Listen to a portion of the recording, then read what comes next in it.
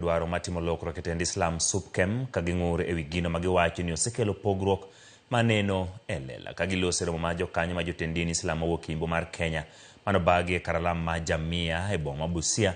Jotelo golo dwaro matimo lokruok ka igolo moko kuom jokanyo mag SUPKEM kendo keto moko manyien. Jakom mar riwruok margi magwenge ma Imbo Sheikh Ramadhan Musa semo kuom jotelo moko ni chal ni tiyo marach kod omenda makelo pogruok e kind jo-Islam e pacho ka.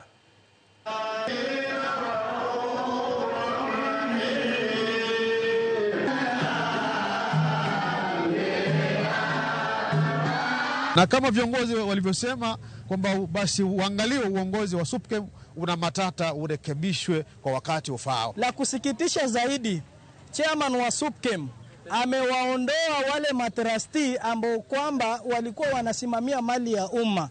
Amewaondoa na amejiweka yeye mwenyewe.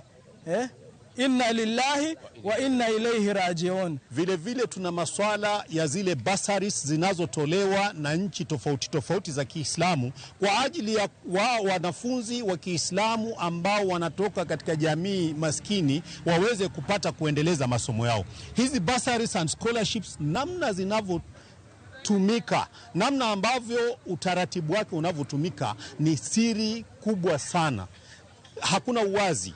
So ile lack of accountability, kutokuwepo uwazi, inatusumbua na inatutatiza. Imamu mpaka awe mtu msomi.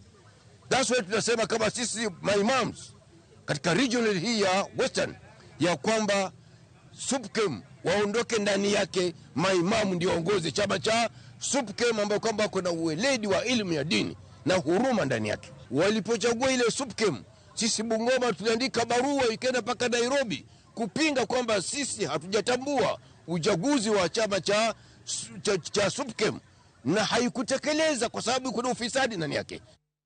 Nyakoro mogene walero nini Governor machon ma county ma Bungoma Wycliffe Wangamati kachiel kod ji mamoko ne ochopo e nyim EACC ma andiko dhogi